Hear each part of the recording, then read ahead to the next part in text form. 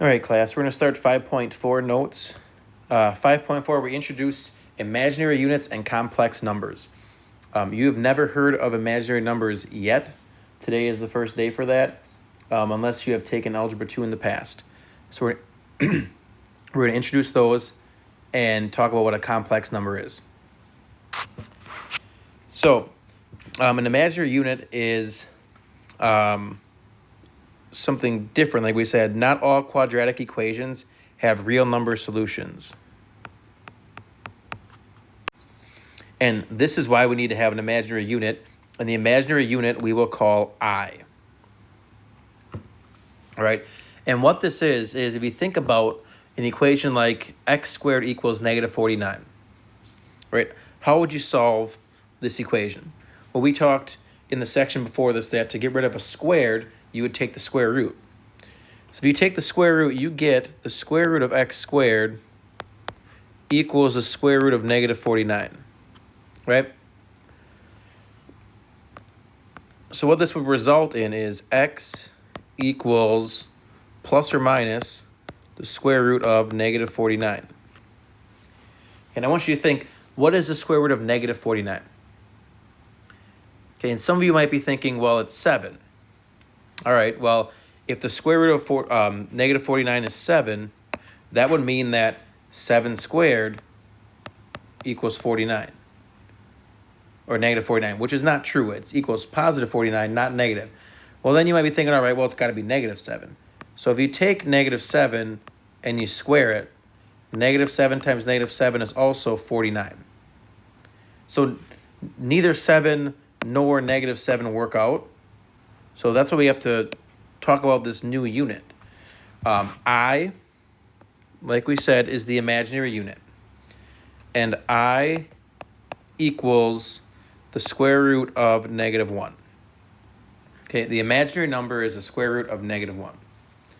So if we square that, right, if you take I and you square it, the square root of negative 1, right, you square both sides, you square this and you square this, you would get I squared equals negative 1.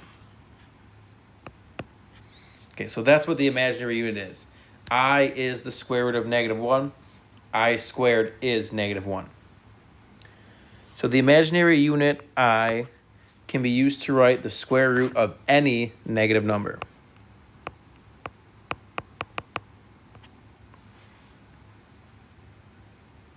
Okay, so just a couple examples off the side. Okay, for example, we took the square root of negative 4. Okay, we don't know that, but what we can do if we use our rules, our properties, we can break this apart into the square root of negative 1 times the square root of positive 4. Because negative 1 times 4 is negative 4. Now, we do know that the square root of 4 is 2, and we also know, or we also just learned, that the square root of negative 1 is I. So this is really I times 2. Okay, and that's how this works out. You break it apart into the square root of negative 1 and then the square root of the other number. So another example would be like, what if we took the square root of negative 6? Okay, we don't know the square root of negative 6, but we can break this apart into the square root of negative 1 times the square root of positive 6. Okay, and what is the square root of negative 1? The square root of negative 1 is I, so this becomes I times the square root of positive 6. Okay, so there's a couple examples of how we use I. Okay, so here it says solve the following equation. X squared equals negative 49. So like we said above, we would do the square root, and the square root of x squared is x. So we would get plus or minus the square root of negative 49. All right, now what we just learned is that we can take out a negative 1. This could become plus or minus the square root of negative 1 times the square root of positive 49. And the nice thing about that is we do know what the square root of 49 is. The square root of 49 is 7. And we do know what the square root of -1 is. The square root of -1 is I. We just learned that up here. So x equals plus or minus I times 7. Another way to write this, which is more common, it would be plus or minus 7i. This is the more common way to write it, but either way is correct.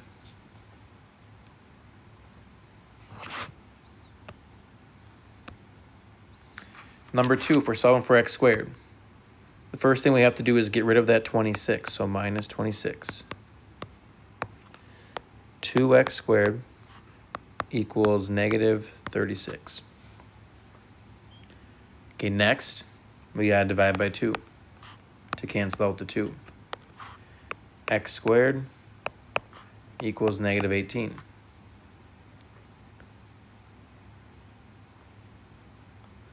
Okay, how do we cancel out the x squared? We take the square root.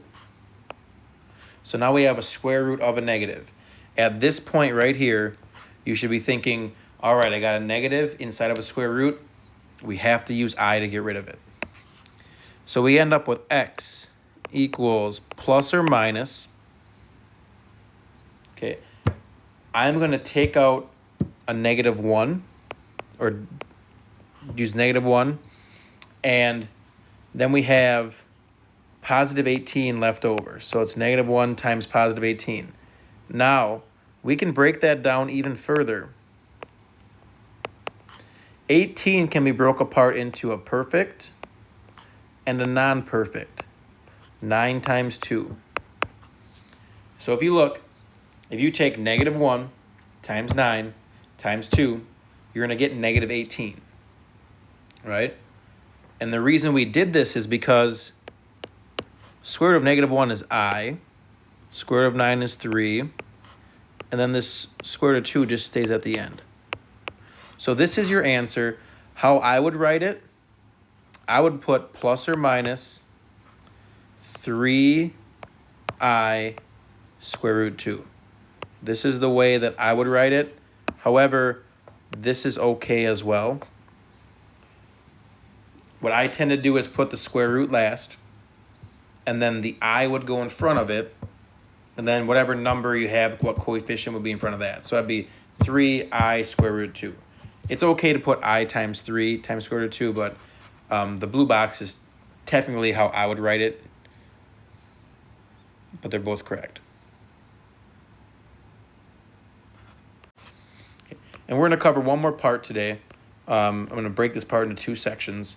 The second part we're going to cover is complex numbers. Complex numbers look like this: a plus bi.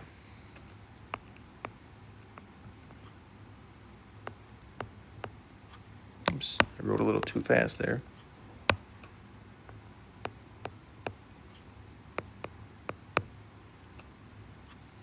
Still writing too fast.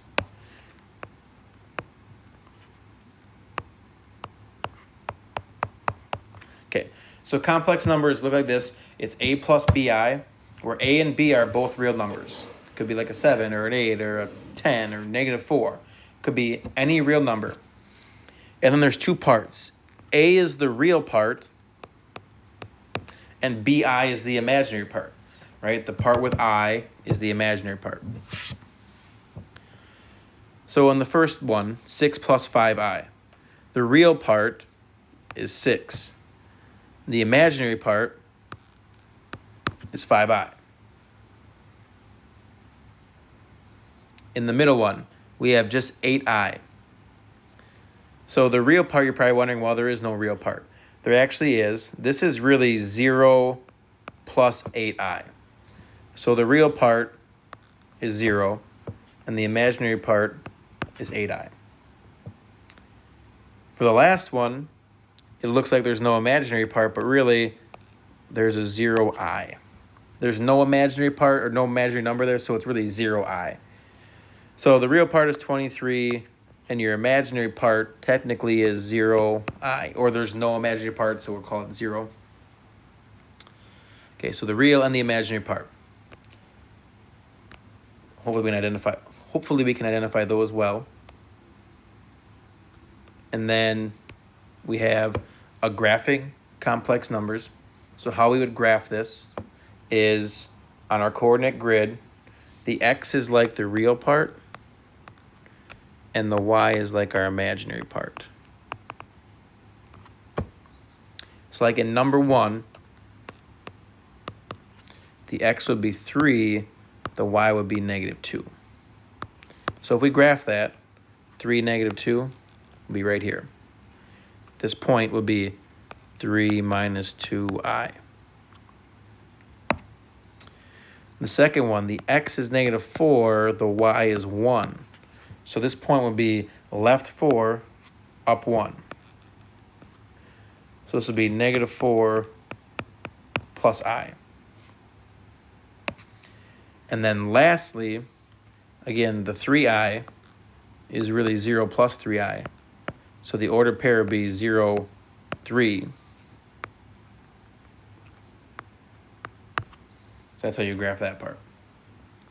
So we can graph these numbers. It's not a major part to what we're covering, but it just shows that we can put coordinates for imaginary numbers and real numbers to graph the complex numbers. Okay, last thing we're going to cover today is adding or subtracting complex numbers. Okay, when you add and subtract, all we have to know is that we are going to add the real parts together, and then we're going to add the imaginary parts together.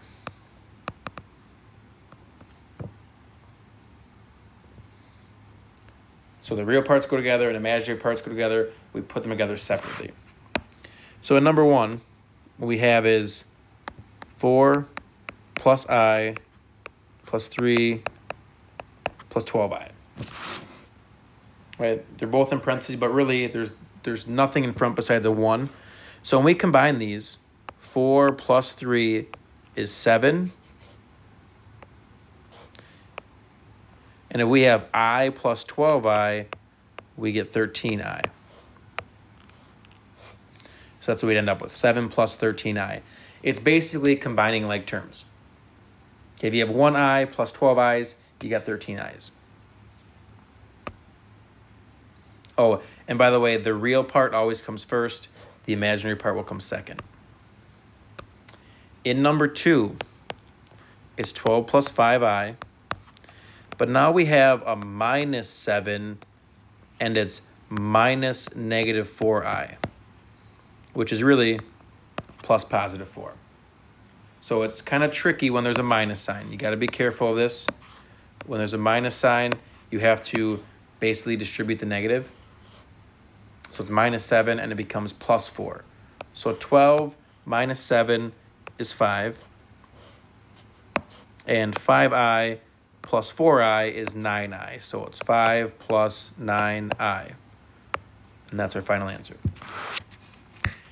Okay, we're going to stop here. There'll be a separate video on the multiplying polynomials or imaginary numbers with I.